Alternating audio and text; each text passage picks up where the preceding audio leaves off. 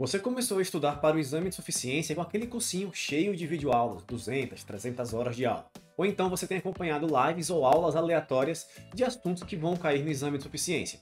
E nessas aulas, você basicamente assiste uma pessoa falando sobre contabilidade e assiste também essa pessoa resolvendo questões. E nesse momento você pensa da seguinte forma: caramba, agora eu sei responder as questões, agora eu aprendi, agora tudo faz sentido. E com esse pensamento em mente, você encerra seu dia de estudos e vai dormir. No dia seguinte, você tenta resolver questões sobre aqueles temas que você estudou na aula anterior. E sabe o que acontece? Você trava, você sequer consegue entender o que a questão está pedindo para você. Parece que está tudo escrito em grego. Você erra a maioria das questões. E as poucas que acerta foi porque você leu o comentário do professor. Ou seja, basicamente você colou a questão. E sabe por que isso aconteceu? Porque você foi iludido com a falsa sensação do aprendizado. Ou seja, você teve muito conhecimento que ficou ali armazenado na sua memória de curto prazo, mas esse conhecimento não foi transportado para a memória de longo prazo, que é onde a gente deve guardar as informações que vão ser úteis e necessárias lá no dia do exame de suficiência. Eu não estou dizendo que esses conteúdos passados em videoaulas não são importantes, muito pelo contrário, são sim. Só que eles não vão adiantar de muita coisa se a sua mente não estiver preparada para absorver aquele conteúdo, para fixar aquele conteúdo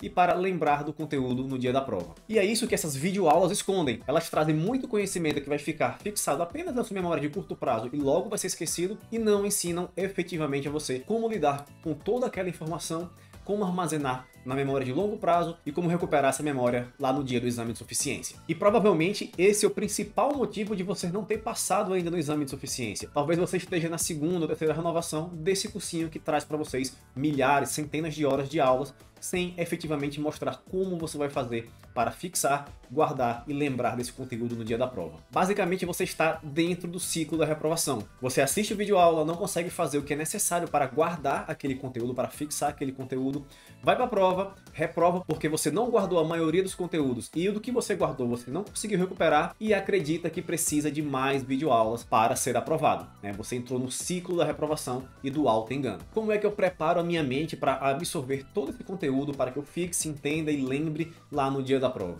Bom, hoje eu vou falar sobre esse livro aqui, Fixe o Conhecimento. Esse livro, ele foi a base de toda a construção para o método 3R, o meu método de treinamentos para o exame de suficiência. E caso você não saiba que livro é esse, ele é basicamente um compilado dos principais artigos científicos que estudaram sobre como o cérebro humano aprende e como é que ele guarda informações e como a gente pode relembrar desse conteúdo no futuro. E eu vou trazer para vocês as principais técnicas que eu utilizo no meu método de estudos e que estão presentes nesse livro depois da vinheta.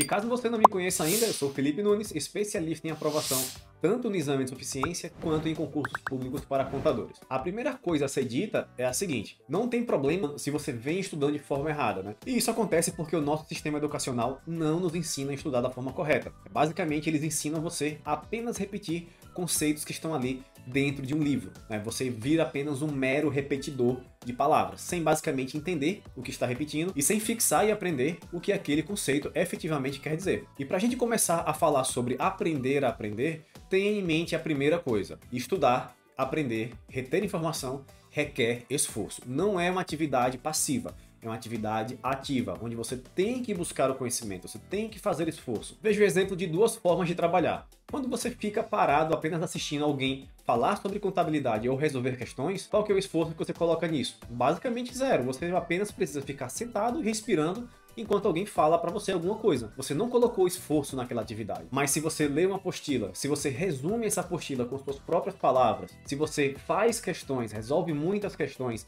e investiga o porquê do erro, isso já requer bem mais esforço. E adivinha qual das duas formas é a mais efetiva de acordo com o livro? Exatamente a segunda, porque a segunda tem muito mais esforço despendido. Mas beleza, Felipe, mas só esforço explica isso? Na verdade, o esforço é um requisito necessário para que você aplique e desenvolva 3 comportamentos nos seus estudos. E são esses comportamentos que vão efetivamente garantir que você aprenda o que você estudou, que você fixe e que você relembre quando for necessário. O primeiro comportamento é a recuperação ativa de informações. Recuperação ativa nada mais é do que tentar se lembrar de conceitos que você acabou de estudar. Imagine que você acabou de estudar o CPC 16. Dentro do CPC 16, você vai encontrar o conceito de valor realizável líquido. Como é que você faria a recuperação ativa desse conteúdo? Dentro do método 3R, a gente faz o seguinte: O aluno, ele desenvolve um resumo com as suas próprias palavras sobre aquele conceito, sobre o valor realizável líquido. O resumo não é transcrever exatamente o que está na norma, mas tentar resumir com poucas palavras e do seu modo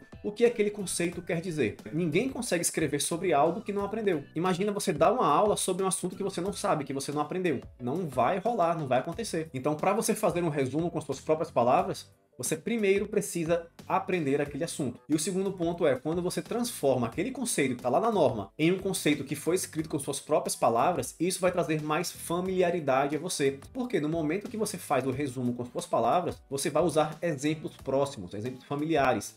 Então isso acaba ajudando a fixar bem mais o conteúdo. E se você quiser saber um pouco mais sobre a forma como a gente trabalha lá no Método 3R, eu deixei aqui em cima nesse card um vídeo explicando passo a passo sobre como é o nosso método de estudos. E você vai entender por que a gente aprova tanto no exame de suficiência. Em média, 70% dos nossos alunos que seguem o método à risca são aprovados. E o segundo comportamento que você tem que ter é a prática espaçada. A prática espaçada nada mais é do que você tentar se lembrar de conceitos após um período de tempo que você teve o primeiro contato com aquele conceito. Por exemplo, imagina que você acabou de estudar o CPC 27 hoje, né? Você acabou de ver o conceito de depreciação. Você vai estudar hoje e vai responder questões. O que você vai fazer? Você vai abandonar esse conteúdo? Não.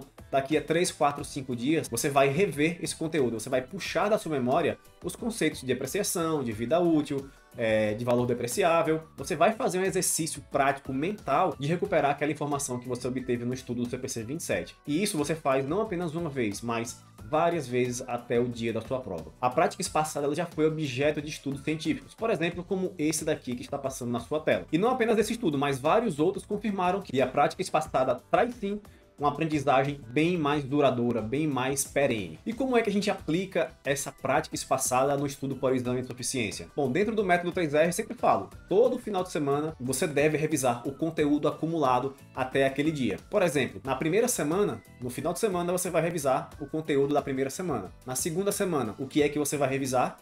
O conteúdo da segunda semana e da primeira. Na terceira semana, você vai revisar o conteúdo da terceira semana, da segunda e da primeira. Assim, você sempre dará tempo para que aquela informação se solidifique no seu cérebro e também vai dar tempo para que ocorra um pequeno esquecimento. E esse pequeno esquecimento, ele, de acordo com os estudos, ele é desejável, certo? Não acho que é ruim. E quando você recupera informações que passaram por esse processo de pequeno esquecimento, essas informações vão grudar muito mais na sua memória. O terceiro comportamento é a reconsolidação do conhecimento. Bom, o conhecimento ele passa por 3 etapas: codificação, consolidação e reconsolidação. A codificação é quando você recebe aquele conteúdo pela primeira vez e as informações ficam guardadas ali na memória de curto prazo do seu cérebro. Já a consolidação é a fase em que esse conhecimento de curto prazo ele é organizado e é armazenado na memória de longo prazo. E para que a consolidação aconteça, adivinha o que é necessário? É necessário que você faça a prática espaçada e a recuperação ativa. Já a reconsolidação é a fase onde as lembranças, os conhecimentos que foram adquiridos na fase de codificação e foram armazenados na fase de consolidação, eles são atualizados e reforçados. No estudo para o exame de suficiência, a fase da reconsolidação ela é efetivada no momento que você responde simulados. Por quê? Porque no simulado, você vai simular, obviamente, o dia da prova, e você não sabe exatamente quais são os assuntos que estão ali presentes no simulado, não sabe em qual ordem que eles vão aparecer, e não sabe de qual forma aquela questão vai abordar o assunto. Então é basicamente uma surpresa, e você precisa ter o conhecimento consolidado e precisa ter tido contato com várias questões para que você possa entender aquele simulado e possa efetivamente responder. Por exemplo, imagina que você responde questões do CPC 16 apenas de forma teórica, certo? Ou seja, você responde questões que são apenas copia e cola da norma. Se no simulado cair uma questão que seja de cálculo, você muito provavelmente não vai conseguir responder, porque esse conhecimento não passou pela fase de consolidação. Você não conseguiu organizar e não conseguiu armazenar como responder questões de cálculo do CPC 16. Mas caso seja o contrário, caso você tenha visto sim as questões de cálculo no CPC 16, caso você tenha estudado as questões teóricas, quando você encontra uma questão de cálculo no simulado, esse conhecimento vai ser buscado lá da sua memória de longo prazo e vai ser trazido à tona e vai ser mais uma vez reforçado na sua mente. Essa é a fase da reconsolidação. Então, pessoal, se você chegou até aqui, talvez seja a primeira vez que alguém te fala sobre esse conteúdo, sobre esse tipo de forma de estudar, né, sobre essas fases do estudo.